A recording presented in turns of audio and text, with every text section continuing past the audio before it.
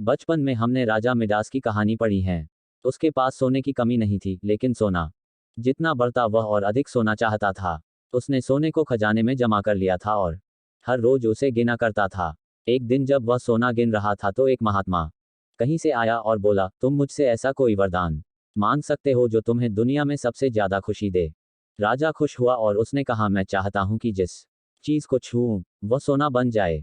महात्मा ने राजा से पूछा, क्या तुम सचमुच यही चाहते हो? राजा ने कहा, हाँ। तो महात्मा बोला, कल सूरज की पहली किरण के साथ ही तुम्हें किसी चीज को छूकर सोना बना देने की ताकत मिल जाएगी। राजा ने सोचा कि वह सपना देख होगा, ये सच नहीं हो सकता। अगले दिन जब राजा नींद से उठा तो उसने अपना पलंग छुआ और वह सोना बन गया। वह वरदान सच था। राजा ने जिस चीज को छुआ वह सोना बन गई। उन्होंने खिड़की के बाहर देखा और अपनी नन्ही बच्ची को खेलते पाया। उसने अपनी बिटिया को यह अजूबा दिखाना चाहा और सोचा कि वह खुश होगी। लेकिन बगीचे में जाने से पहले उसने एक किताब पढ़ने की सोची। उसने जैसे ही उसे छुआ वह सोने की बन गई। वह किताब को पढ़ न सका। फिर वह नाश्ता करने बैठा।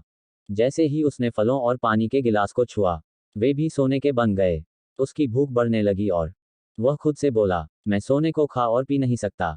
ठीक उसी समय उसकी बेटी दौड़ती हुई वहां आई और उसने उसे बाहों में भर लिया। वह सोने की मूर्ति बन गई। अब राजा के चेहरे से खुशी गायब हो गई। राजा सर पकड़कर रोने लगा। वह वरदान देने वाला महात्मा फिर आया और उसने राजा से पूछा कि क्या वह हर चीज को सोना बना देने की अपनी ताकत से खुश है। राजा ने बताया कि वह दुनिया के सबसे दुखी इंसान है। राजा ने उसे सारी बात बताई। महात्मा ने पूछा, अब तुम क्या पसंद करोगे, अपना भोजन और प्यारी बिटिया या सोने के ढेर और बिटिया की सोने की मूर्ति? राजा ने गिड़गिड़ाकर माफी मांगी और कहा, मैं अपना सारा सोना छोड़ दूंगा, मेहरबानी करके मेरी बेटी मुझे लौटा दो, क्योंकि उसके बिना मेरी हर चीज मूल्यहीन हो गई है। महात्मा ने राजा से कहा, तुम पहले से बुद्धिमान हो गए हो, और उसने अपने वरदान को वापस ले लिया। राजा को अपनी बेटी वापस फिर से मिल गई।